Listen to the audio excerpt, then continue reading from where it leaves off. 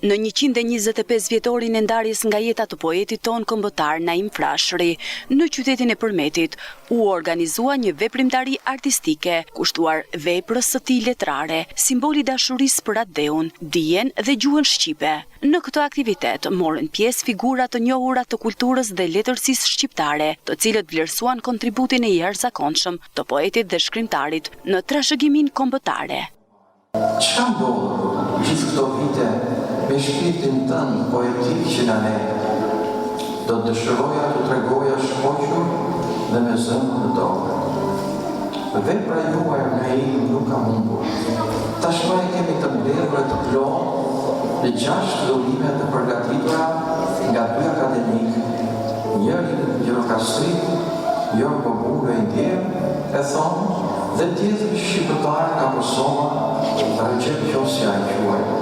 Në kuadër të këtij përkujtimi, klubi shkrimtarëve dhe artistëve Naim Frashëri në Përmet, nëpërmjet një kërkese zyrtare dhe një protokolli të veçantë, ka propozuar që data 25 maj të shpallet si dita mbarkombëtare e kulturës shqiptare.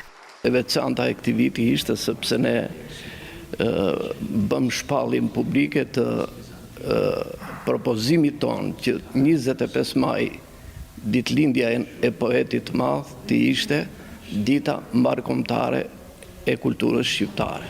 Populli shqiptar, si populli më i vjetër në Ballkan, me të vërtetë ka një kulturë për t'u admiruar, por nuk ka një ditë si dita e kulturës mbarkombëtare shqiptare për të festuar këtë kulturë shekullore, ashtu si dhe popujt të tjerë në botë. Dita e kulturës për një popull dhe një kombë të ndarë në disa shtete merr një rëndësi të veçantë, pasi kultura bashkon dhe zhvillon shoqërinë, unifikon ndjenja, traditën, zakonet dhe hedh një bazë solide në bashkimin e kulturave me interes të përbashkët ekonomik dhe shoqëror. Përmeti e ka kthyer tashmë në traditë për kujtimin e figurës së Naim Frashërit, si në ditën e lindjes ashtu dhe në atë të ndarjes nga jeta, duke organizuar veprimtari artistike dhe kulturore që i kushtohen jetës dhe veprës së tij.